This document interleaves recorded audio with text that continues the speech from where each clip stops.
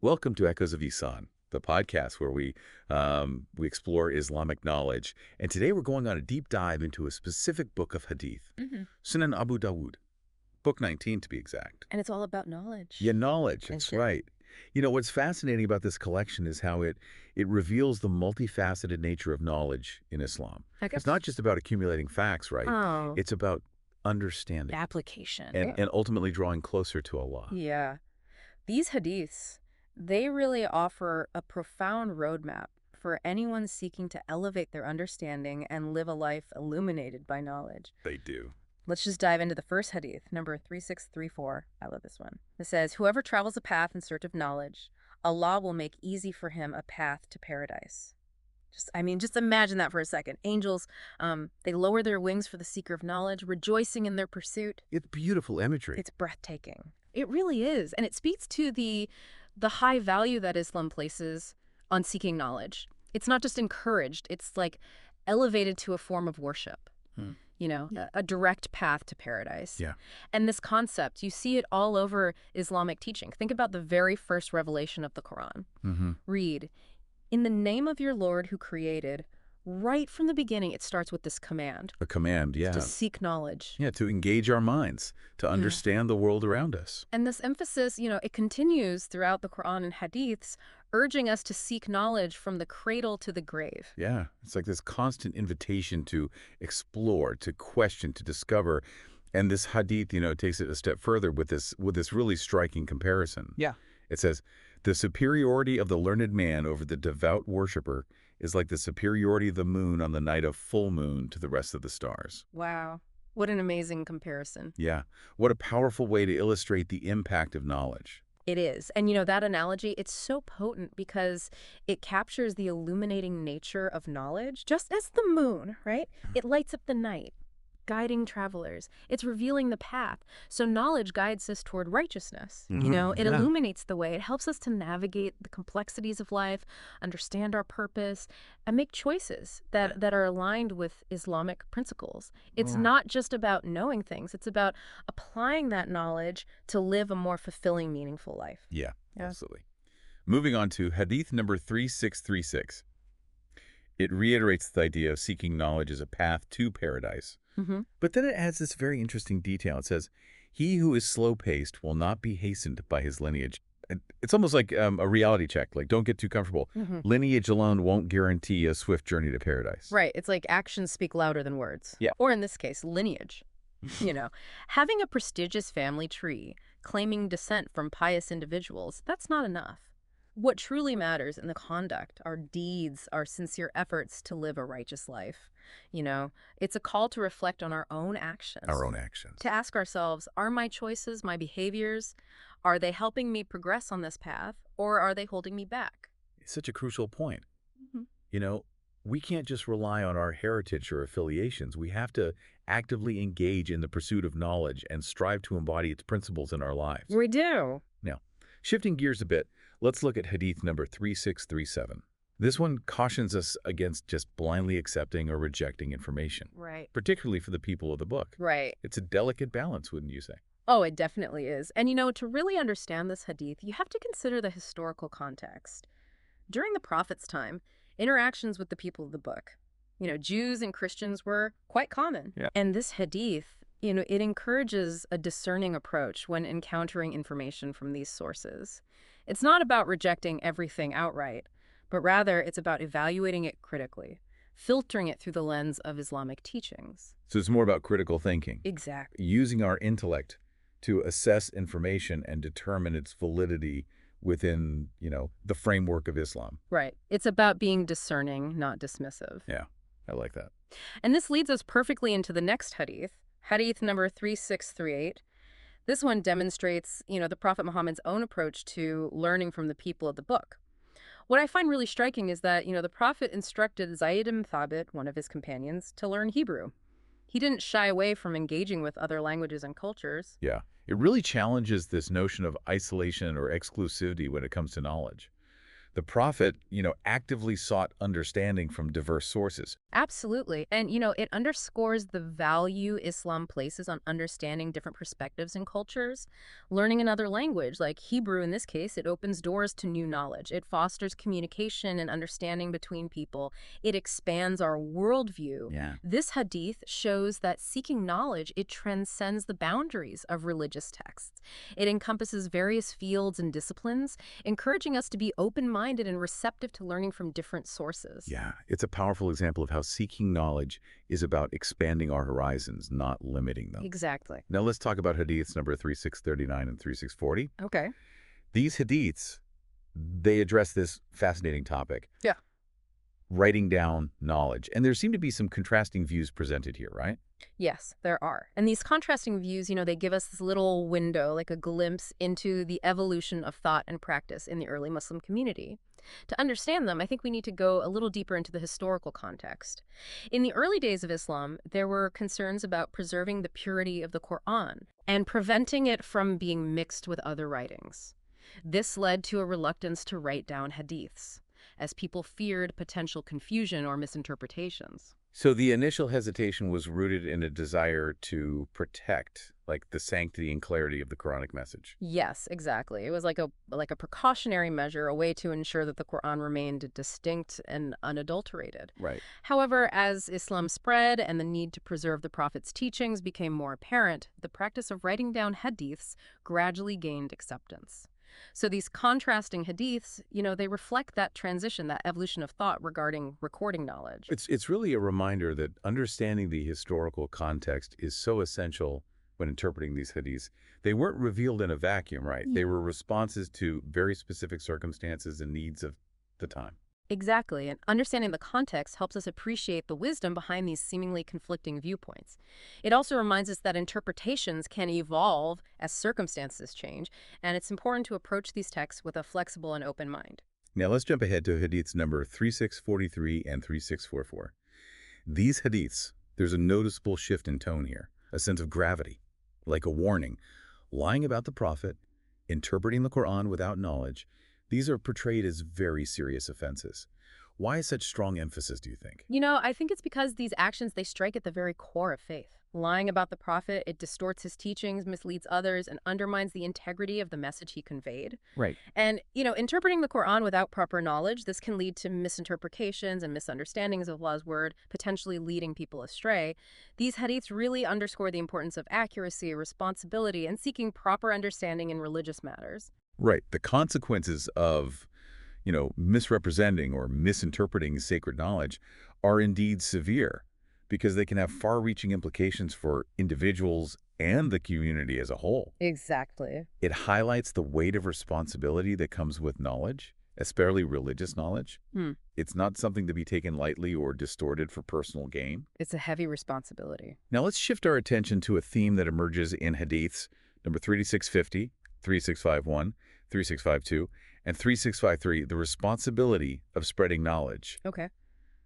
They all seem to point to this collective duty, a shared obligation within the Muslim community. What do you think? Absolutely. These hadiths emphasize that, just acquiring knowledge isn't enough. We actually have an obligation to share it with others, to illuminate their paths, just as ours have been illuminated. It's a beautiful concept, knowledge as this gift to be shared, a light to be spread. Imagine the ripple effect. You learn something valuable, and by sharing it, you create these ripples of knowledge that can touch countless lives, impacting generations to come. It's like planting a seed that grows into a tree, providing shade and nourishment for others. These hadiths, they don't just emphasize the duty, though. They highlight the incredible rewards associated with spreading knowledge. They do. I mean, in hadith number 3651, the Prophet Muhammad, peace be upon him, says, "Whoever guides another to goodness will have a reward similar to the one who does it." It's as if, you're participating in the good deeds of those you've guided, reaping the rewards alongside them. And then, hadith number 36522 takes it a step further, stating that conveying knowledge to someone who didn't have it is like giving them life. Wow. Just imagine the impact, right, you can have by illuminating someone's path with the light of knowledge. That's beautiful. Helping them navigate the complexities of life and draw closer to Allah. So powerful. And it's not just about formal teaching or lectures, right? Yeah. It can be as simple as sharing a beneficial hadith with a friend or explaining an Islamic concept to someone who's curious, or even just recommending a good book. Yeah. It's about fostering a culture of learning and sharing Yes. within our families, our communities, and the wider ummah. Precisely. It's about creating an environment where knowledge is valued, sought after, and shared generously. And, Hadith number 3653 uses this very striking comparison to emphasize the value of guiding someone towards the truth. It states that guiding one person to Islam through your efforts is more rewarding than owning red camels. Wow. Now, in that time and culture, red camels, those were considered the most valuable possessions, Yeah. symbols of wealth and status. Right. So this hadith is essentially saying that guiding someone to Islam, helping them discover the truth, is more precious than even the most prized worldly possessions. Exactly. It highlights the profound impact we can have on others by showing knowledge and illuminating their path towards faith. And, this guidance isn't limited to those outside of Islam. It also applies to helping fellow Muslims deepen their understanding and strengthen their faith. That really puts things into perspective. Yeah. It makes you realize that the impact of sharing knowledge can be far greater than any material wealth we could ever accumulate. Yes. Now let's talk about hadith number 3656.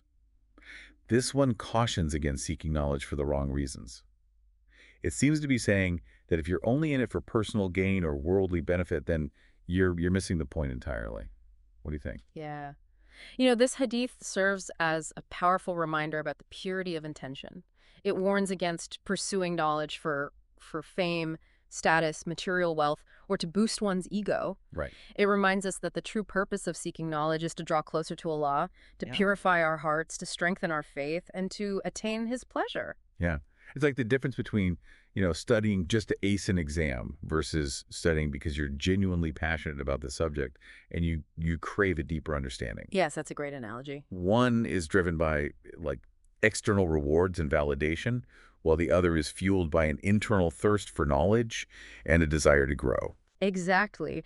And the hadith goes on to describe, the fate of those who seek knowledge for the wrong reasons. It says, "Whoever seeks knowledge in order to argue with fools, or to show off before the learned, or to attract the attention of people, Allah will cast him into hellfire." Wow. It's a stark warning against using knowledge for self-aggrandizement or to feed our egos. Yeah. It highlights the importance of humility, recognizing that knowledge is a gift from Allah, Right. and it should be used to serve Him and benefit others, not to elevate ourselves. Absolutely. And remember, the fragrance of paradise mentioned in the hadith, that symbolizes the ultimate reward for those who seek knowledge sincerely for Allah's sake. It signifies the sweetness of faith, the tranquility of the heart, and the closeness to Allah that comes with true knowledge. Yeah, it's a reminder that seeking knowledge is not just about filling our minds. Right. It's about transforming ourselves, Yeah. aligning our lives with the will of Allah, and contributing to the well-being of others. Absolutely. Now, I'm curious, what about knowledge from sources outside of Islam? The hadiths we've explored, they seem to focus mainly on Islamic knowledge. That's a great question. And while, these particular hadiths emphasize seeking and spreading Islamic knowledge, Islam doesn't discourage learning from other cultures or fields of study. Right. In fact, the Quran, it encourages us to reflect on the signs of Allah in creation, which encompasses all branches of knowledge, from the intricacies of the natural world to the complexities of human history and the wonders of scientific discovery. So seeking knowledge in areas like science, medicine, engineering, art, or history is also encouraged. Absolutely. As long as the knowledge acquired is used for good, contributes to the betterment of humanity, and doesn't contradict Islamic teachings, it's considered beneficial and even commendable. Remember that pursuit of knowledge is about enriching our understanding of ourselves, our world, and our Creator. And that understanding can come from various sources, inspiring innovation, creativity, and progress. That's fascinating. It really broadens the scope of what seeking knowledge really means. Yeah. It's not just about, religious texts, but about understanding the world around us, using our intellect, and contributing to society in positive ways, whether through scientific advancements, artistic expressions, or social innovations. Precisely. And, historically, Muslim scholars have made significant contributions to various fields of knowledge, from mathematics and astronomy to medicine and philosophy. They didn't limit themselves to religious studies. They embraced diverse fields, driven by a thirst for knowledge and a desire to make a positive impact on the world. Right. The pursuit of knowledge went beyond religious boundaries, enriching both the Islamic world and humanity as a whole. Speaking of history, let's go back to a point you made earlier about the historical context surrounding some of these hadiths. Can you elaborate on that a bit? Sure. I think understanding the historical context can really deepen our appreciation for the nuances of these teachings. Of course. Understanding the historical context helps us grasp the nuances of these hadiths and appreciate their relevance in different periods. For example, the hadiths about writing down knowledge, they reflect the evolution of thought and practice within the early Muslim community. Right. Initially, there were concerns about preserving the purity of the Quran and preventing it from being mixed with other writings. So that early reluctance to write down hadiths was a matter of ensuring the Quran's sanctity. Like, it was about protecting the integrity of the divine revelation. Exactly. It was like a precautionary measure to prevent any confusion or misinterpretation. Yeah. The Quran was the primary source of guidance, and they wanted to ensure that its message remained clear and unadulterated. Right. However, as Islam spread and the need to preserve the Prophet's teachings became more apparent, the practice of writing down hadiths gradually gained acceptance. Well, it's like those caution wet floor signs you see sometimes. Yeah. They're not meant to restrict your movement permanently, just to prevent accidents until things dry up. That's a great analogy. Yeah. Similarly, those early reservations about writing down hadiths, they served a specific purpose in a particular context. But as the situation evolved, so did the practices surrounding the preservation of knowledge. And this evolution highlights the dynamic nature of Islamic jurisprudence, its ability to adapt to changing circumstances while remaining rooted in core principles. Yeah. This all highlights the importance of not taking hadiths out of context or interpreting them literally without considering the historical circumstances surrounding their revelation. Right. It's about understanding the why behind the what. Exactly. It's crucial to approach religious texts with humility, seeking guidance from scholars and understanding the nuances of language, culture, and historical context. Yeah. It's about recognizing that our understanding can deepen and evolve as we learn more and engage in thoughtful reflection. Well, before we wrap up, I'd love to get your thoughts on one more hadith. Hadith number 3657. This one really caught my attention. It talks about who should be giving instructions or advice, highlighting the importance of recognizing authority and respecting boundaries. What's the key message here? This hadith reminds us that, not everyone is qualified to give advice or instruction on every topic. It discourages speaking on matters where one lacks competence or offering unsolicited advice that might be misguided or harmful. So it's about recognizing our own limitations Yes. and deferring to those who have, more knowledge or experience in a particular area. Exactly. It's about humility, Yeah. acknowledging that we don't have all the answers and respecting the expertise of others. It's also about ensuring that the advice given is sound, beneficial, and aligned with Islamic principles. Yeah. That's a great reminder for all of us to be mindful of when and how we offer our opinions or advice, especially on matters of religion where accuracy and proper understanding are so crucial. It's about recognizing that sometimes silence is golden, and seeking knowledge from those qualified to guide us is the wisest course of action. Indeed. It's about being responsible with our words and ensuring that our actions are guided by knowledge, wisdom, and good intentions. It's about fostering a culture of respect, humility, and a genuine desire to seek the truth from reliable sources. It's fascinating how these hadiths talk about not just what we should learn, but also why we learn it. Like, seeking knowledge for the wrong reasons can actually be detrimental to our spiritual growth.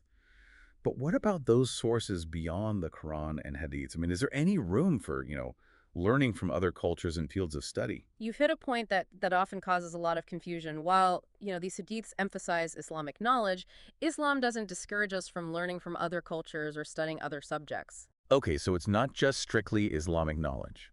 No, not at all. In fact, the Quran encourages us to reflect on the signs of Allah in creation. And that includes all branches of knowledge. I mean, think about the great Muslim scholars of the past, the ones who made all those groundbreaking discoveries in mathematics, astronomy, medicine, you name it. Yeah, there were a lot of them. Their pursuit of knowledge really enriched both the Islamic world and humanity as a whole. So it's not about limiting ourselves to religious texts, but about using our intellect to understand the world around us and contribute to society in a positive way. Exactly. I see. It seems like understanding the historical context of these hadiths is also crucial, right? Absolutely. Take, for example, those hadiths about writing down knowledge. Okay.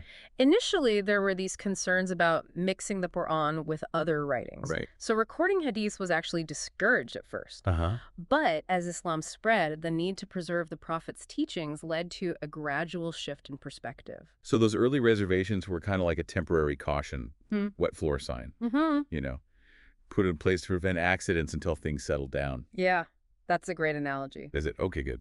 As the situation evolved, so did those practices surrounding the preservation of knowledge. And this evolution, it highlights the importance of not taking hadiths out of context or interpreting them literally, without understanding the historical circumstances surrounding their revelation. Right. So it's all about understanding the why behind the what. Exactly. It's crucial to approach religious texts with humility, seeking guidance from scholars, and understanding the nuances of language, culture, and historical context. It's about recognizing that our understanding can deepen and evolve as we learn more and engage in thoughtful reflection. Okay, I see. Well, speaking of guidance, Hadith number 3657 caught my eye. Okay. It talks about who should be giving instructions or advice. Hmm. It reminds us to be mindful of our own limitations. Not everyone is qualified to give advice on every single topic, right? Right. This hadith emphasizes recognizing authority and respecting boundaries. Like, those in leadership roles or those with specific knowledge and expertise, those are the ones who should be offering guidance. It's about speaking responsibly and acknowledging that sometimes silence is golden. It's a great reminder for all of us, especially when it comes to, matters of religion. Now, as we kind of wrap up our deep dive into Sunan Abu Dawud, Book 19, what's the most impactful message you think these hadiths convey? For me, it's that emphasis on seeking knowledge for the sake of Allah. It's a powerful reminder to purify our intentions and pursue knowledge that brings us closer to our Creator.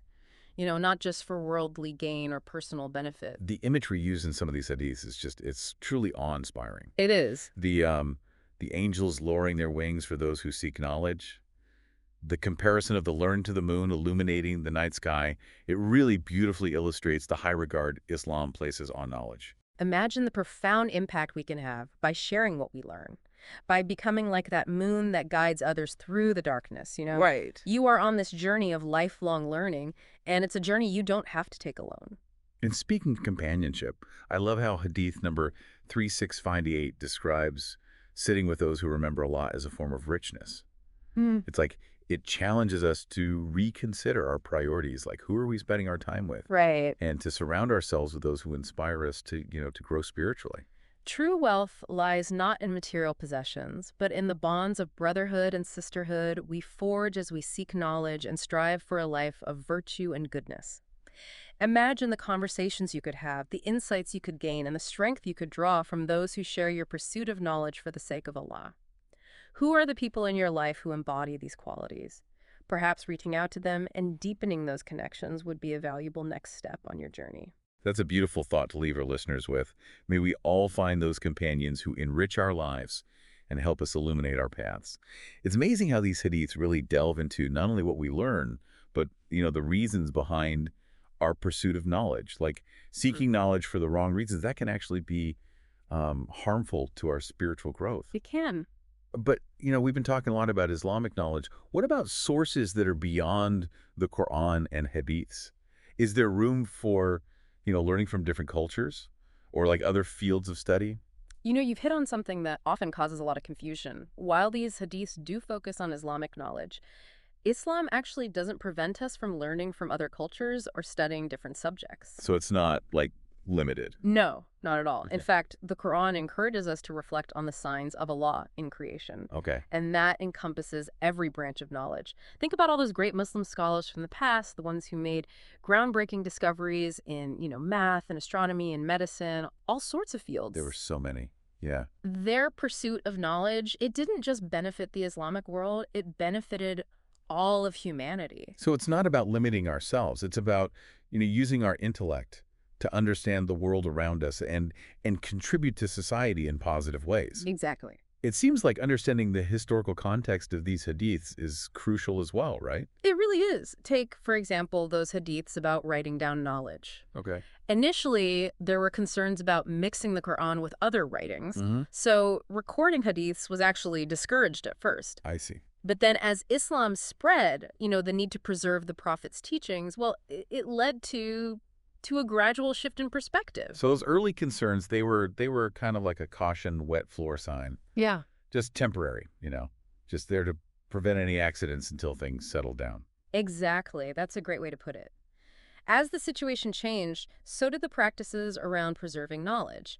And this evolution really emphasizes the importance of not taking the hadiths out of context, or interpreting them literally without understanding the historical circumstances behind them. Right. So it's about understanding the why behind the what. Precisely. And it's so crucial to approach these texts with humility, to seek guidance from scholars who can help us understand the nuances of language and culture and the historical context. It's about recognizing that, our understanding can grow and change as we learn more and reflect on these teachings. Right. Well, speaking of guidance, hadith number 3657 really stood out to me. Okay. It talks about who should be giving instructions or advice. It's a good reminder for all of us to be mindful of our own limitations. We're not all qualified to give advice on every topic, right? Right, not at all. This hadith emphasizes recognizing authority and respecting those boundaries. Those who are in leadership positions or those with specific knowledge or expertise, they're the ones who should be offering that guidance. It's about speaking responsibly and knowing that sometimes silence is the best answer. Absolutely. It's a great reminder, especially when it comes to matters of faith. So, as we wrap up our deep dive into Sunan Abu Dawud, Book 19, what do you think is the most impactful message these hadiths convey? Hmm. For me, it's that emphasis on seeking knowledge for the sake of Allah. It's such a powerful reminder to purify our intentions, and to make sure that we're pursuing knowledge that brings us closer to our Creator, not just for, personal gain or worldly success. The imagery in some of these hadiths it's just awe-inspiring. The angels lowering their wings for those who seek knowledge, the comparison of learned person to the moon illuminating the night. It's beautiful, isn't it? It's just a beautiful way to illustrate the high value that Islam places on knowledge. Imagine the impact we could all have if we shared what we learned, If we became like that moon, guiding others through the darkness. You're on this journey of lifelong learning, and it's a journey you don't have to take alone. And speaking of companionship, I love how Hadith number 3658 describes sitting with those who remember Allah as like a form of richness. Hmm. It's a challenge for us to think about our priorities. Yeah. Who are we spending our time with? Are we surrounding ourselves with those who inspire us to grow in our faith? True wealth isn't about material possessions. It's about those bonds of brotherhood and sisterhood that we forge as we seek knowledge and strive to live a life of virtue and goodness. Think about the kinds of conversations you could have, the insights you could gain, the strength you could draw from those who share your pursuit of knowledge for the sake of Allah. Who are those people in your life? Who embodies these qualities? Maybe reaching out to them, deepening those connections. That could be a valuable next step in your journey. That's a beautiful thought to leave our listeners with. May we all find those companions who enrich our lives and help us illuminate our paths.